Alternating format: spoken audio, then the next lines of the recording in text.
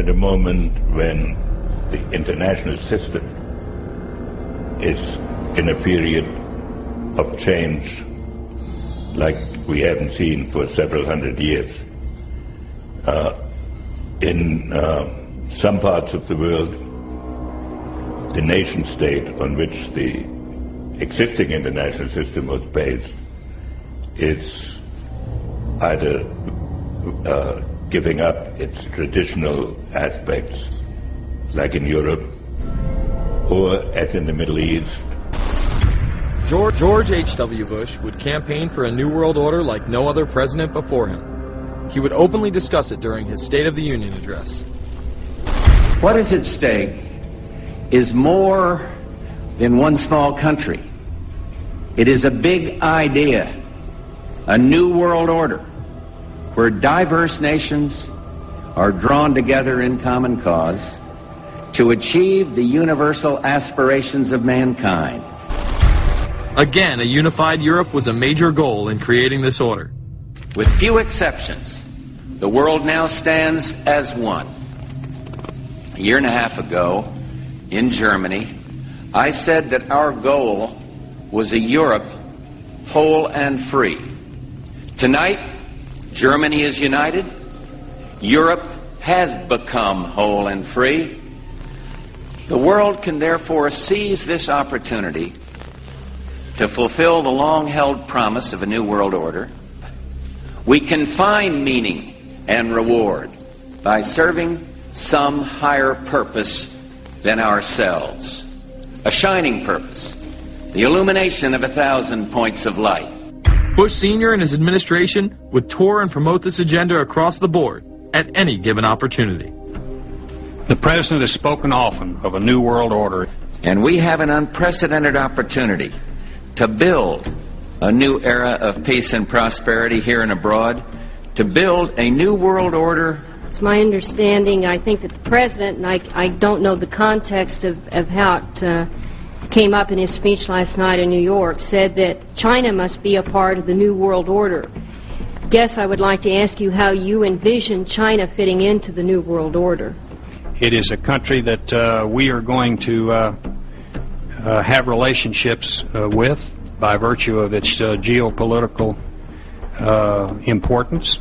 American officials say breaking down regional and national barriers to the flow of goods and services would represent a spectacular benefit to economies around the world. We are building a new world order. Bush would actually make a commencement address at Maxwell Air Force Base declaring the birth of this order.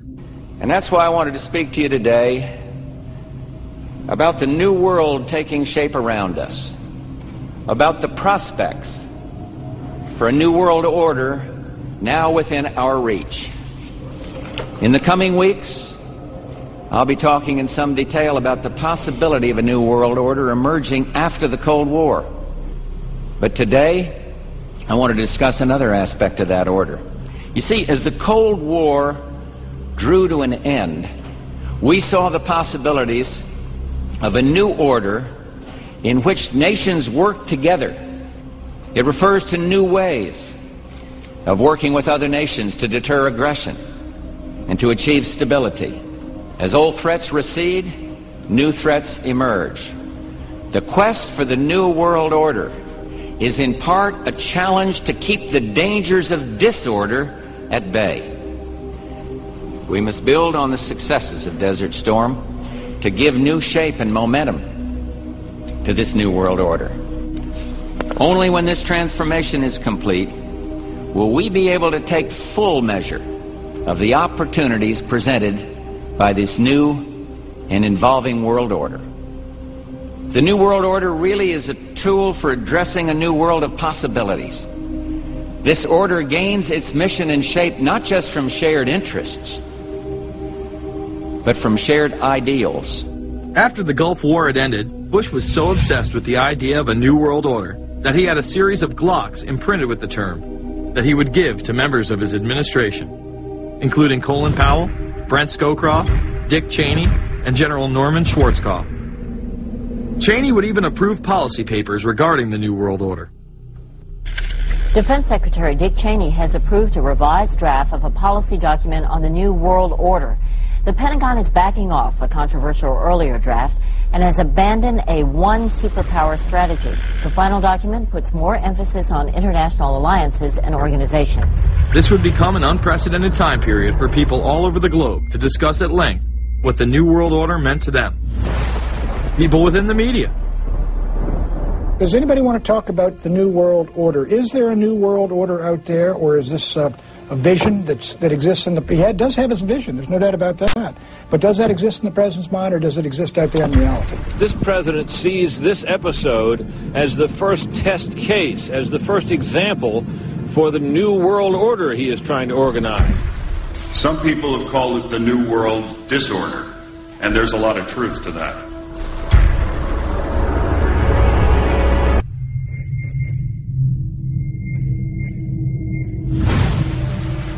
University and institutional chairs.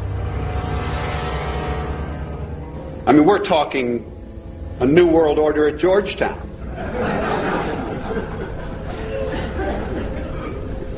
And we'd like to be very much a part of it and continue to live.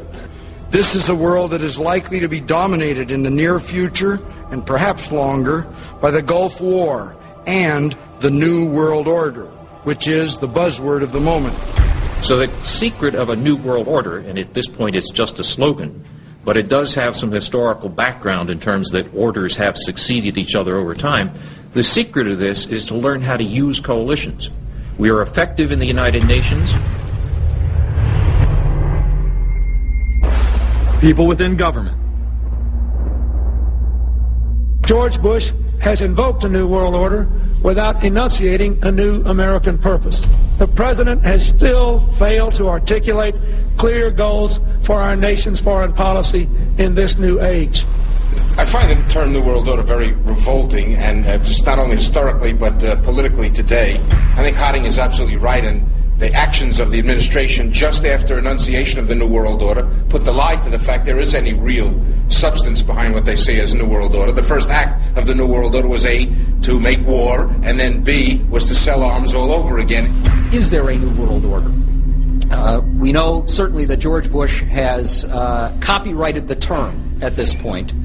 In the aftermath of this war, though, is it an empty vessel into which something will be poured? Is it the appropriate term to use? Is it going to be a New World Order, or will disorder be just as significant in this process as we look ahead? Let's start with Madeline. I think that we have, in fact, kind of had this term thrown at us, and many of us have not liked it, partially because of the previous historical connotation, and partially because I think it doesn't really deal with the way the world ought to be or is at the moment. But we are far from seeing a world order, and I'm not sure that it is in best U.S. interest to have a new world order in which we are the policeman. While many began to become critical of this order, the term began to evaporate into the background. We are very, very skeptical of an international order if we are not sure how the rules will be made, because thus far the international order has been made with rules that we had no input into and that affect us, and even when on the few occasions when the rules will seem to favor us, then they get changed. A unipolar world, a world of one superpower, may be quite dangerous for us. A New World Order under the United Nations would mean, among other things, an end to our God-given rights given us and secured by the Constitution. The New World Order, which now has been called by some the New World Disorder, and by some people on the more liberal persuasion, the taking over of the world by the Council on Foreign Relations, the Trilateral Commission, and the UN to put us all in slavery. But what are these organizations? Who founded them? And what are the stated goals of each? Before we begin with the Council on Foreign Relations, let's delve further into history to understand roundtable groups and their origins. Its roots go way, way back in history, and they go back to the formation of a secret society, a secret organization that was created by Cecil Rhodes, a very powerful and very wealthy individual. And people have heard about him in history, and they know about the Rhodes Scholarship, And they think, well, isn't that nice? That they don't understand at all what that's all about. Cecil Rhodes, when he died, left his great fortune not to his family, not to his heirs, but for the creation of a secret society. And we know about this because there were some people very intimately involved with this organization who wrote about it. One of the best authors on this topic is Professor Carroll Quigley. He wrote several books, and Tragedy and Hope is the best known of his. He described in detail the secret organization created by Cecil Rhodes, and he explains in these books he knows about them because he was invited by the organization into its inner circle. He was never a member of it, but he was invited in as their historian, and he was allowed to see their secret records and papers and study them for several years. And he knew all the important players, and he understood what it was about, and so he wrote these books. And it's an amazing thing because he laid out in great detail what the purpose of the organization was and how they were the major players in all of the big international events since and including World War I. The bottom line is that you take the roots of that organization and you find out that they created in all of the British dependencies what they call roundtable groups. And then around those little roundtable groups, they created front groups.